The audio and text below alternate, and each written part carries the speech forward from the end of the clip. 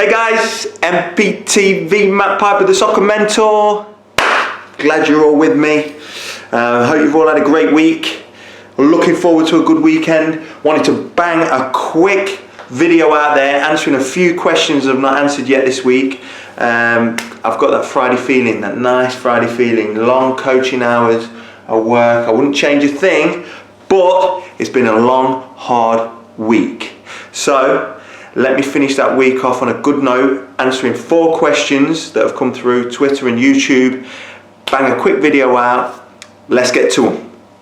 So, first question was, your thoughts on Wayne Rooney breaking the England all-time goal scoring record?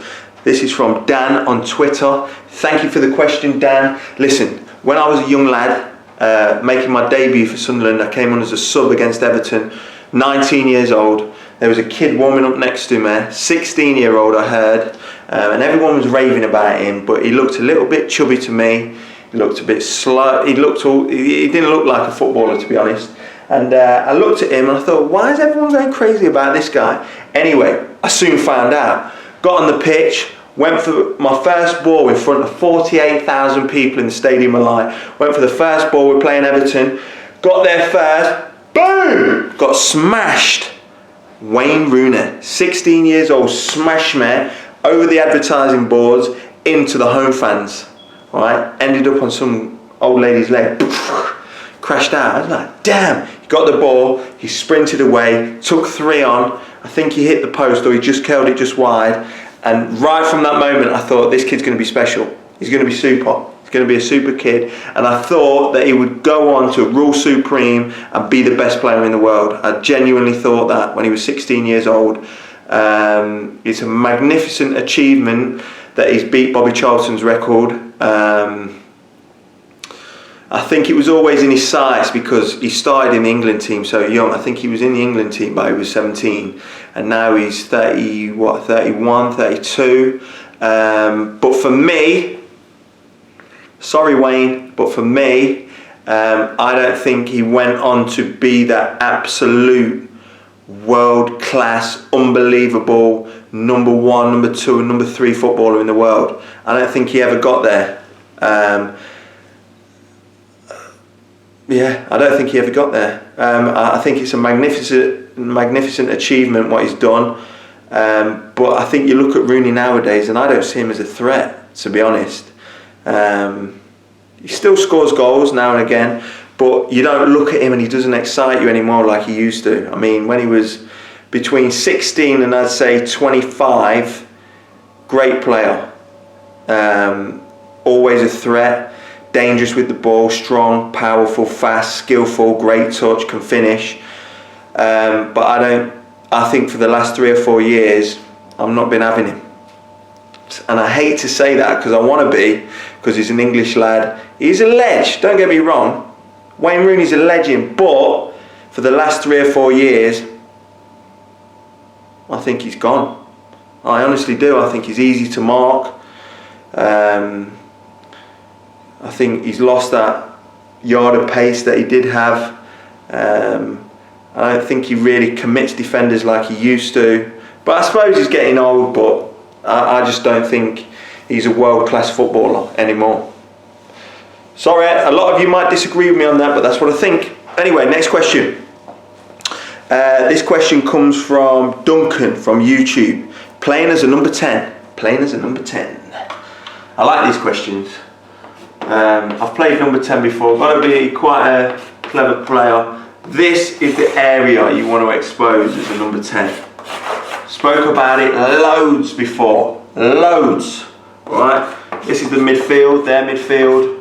Here's your main striker as the focal point. Number 10 player is going to play in here. All in this area. All in this area. Areas called a lot of different things. In between the lines. Are you going to play in between the lines? This is where you want to pick the ball up in this area. In the pocket, off the striker. It's called loads of different things, but this is where you want to receive it. All right, and you don't want to receive it. The great thing about receiving in the pocket, all right, you can be on the half turn, because if you've done your job right as a number 10, you've dropped off their main back four.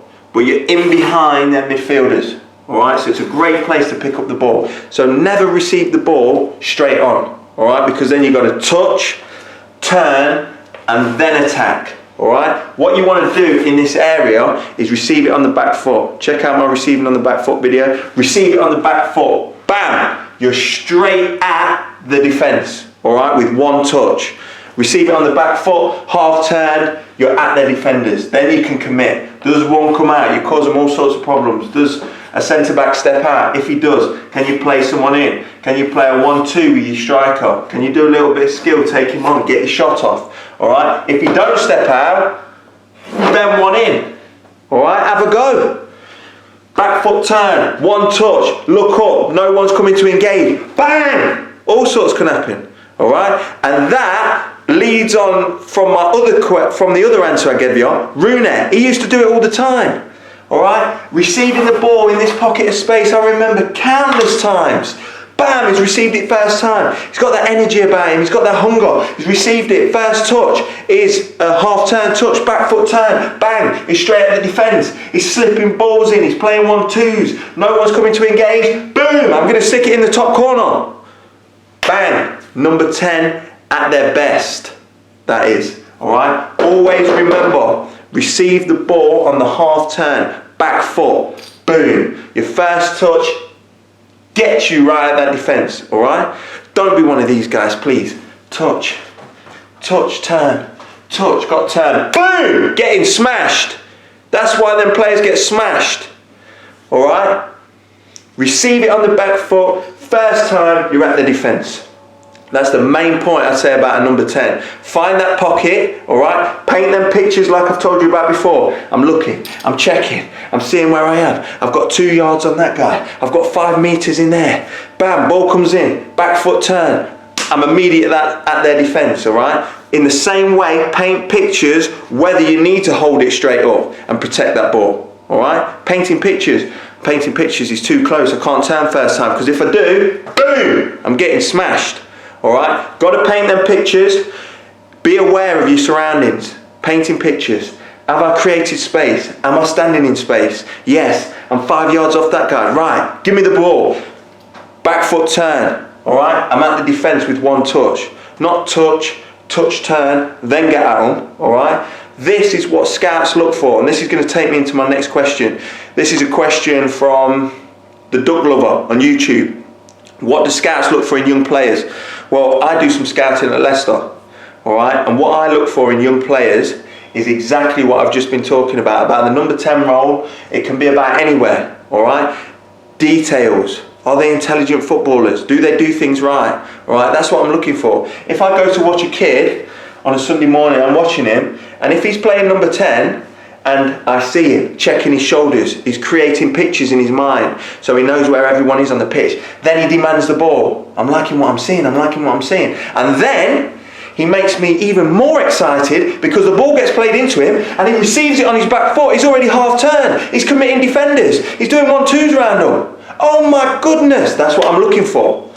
I can only speak for myself, but I'm a scout. I've scouted some great lads that are still at the club, still at Leicester City, doing well. So I'm pleased with them boys. Shout out to them boys. You know who you are. So yeah, I like players that are intelligent, that they show me they know the game, all right? These kids don't know the game. Ball gets played in, they're playing up front, number 10 role. They've found themselves in some space just by fluke. They've not been checking the shoulders, they've not been painting pictures in their mind. They take a touch, they take another touch, they turn, boom, they get smashed. Them kind of kids don't get scouted.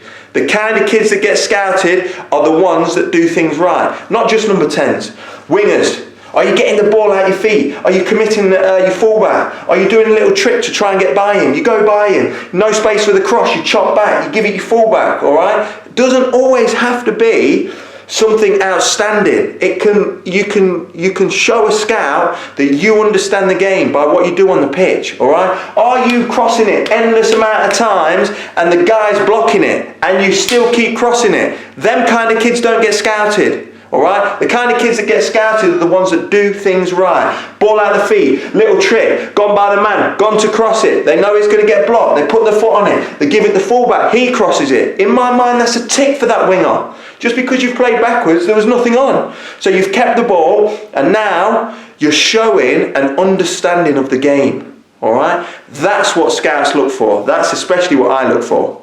All right? Last question. Wale on YouTube. Let me read this question out. Best time to overlap and attack as a fullback. Wale, great question, my friend. Played there before. Love the position. Fullback, love it. Got to have high energy.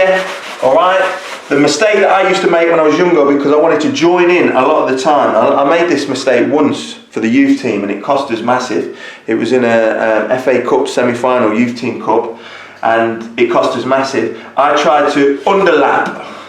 All right, here I am. I was playing right back. Here's my midfielder.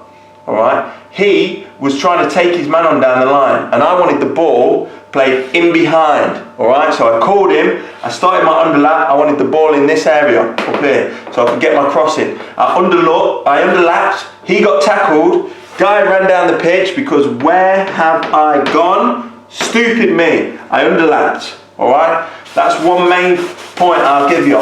Very rarely in football, an underlap as a fullback puts everyone out of position. And it's very critical, because if your winger loses that ball, you're gone. All right, you're out of the game. All right, that's what I'll say to you.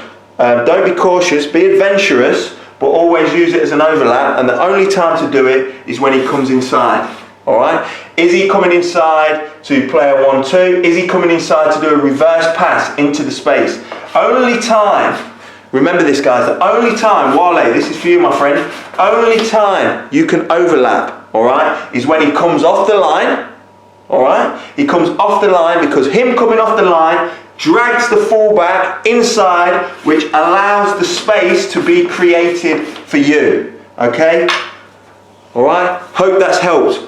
Talk to him before the game. Remember, I always tell you guys, talk on the pitch, talk on the game. If he brings him inside, tell him before the game, listen, bring him inside sometimes. Bring him inside, look like you're going to play a 1-2 with the striker, reverse pass it into the space, I'll be there. That's when you can get around him. Only time you can overlap. Please don't overlap when he don't come inside. It used to get on my nerves. That means he's obviously trying to get past his fullback.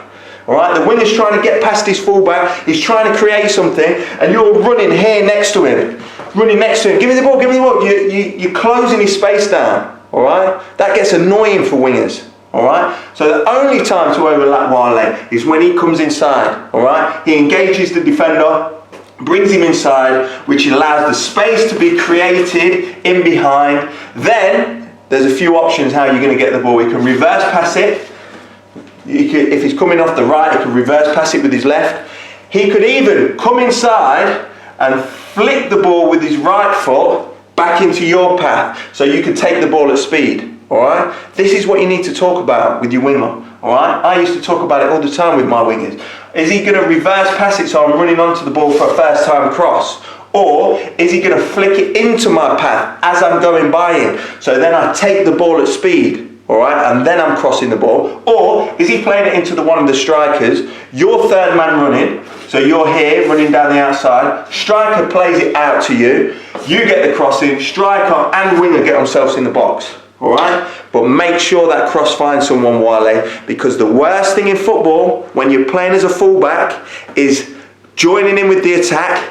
Get a great overlap, get the ball, hang the ball up, goalkeeper catches it, throws it out to their winger. Oh no, my friend. Worst thing in football. That means you've just sprinted 100 yards to join in with the attack. Your cross has not found any of your players. Goalkeeper takes it easy, spins it out to your winger. Now you've got to run 100 yards back.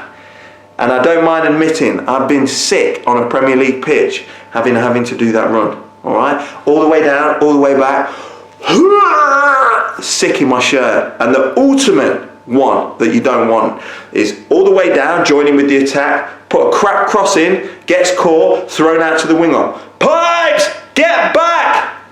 You got to run back. He crosses the ball, your keeper catches it, throws it back to you because he's out of position now. Oh no.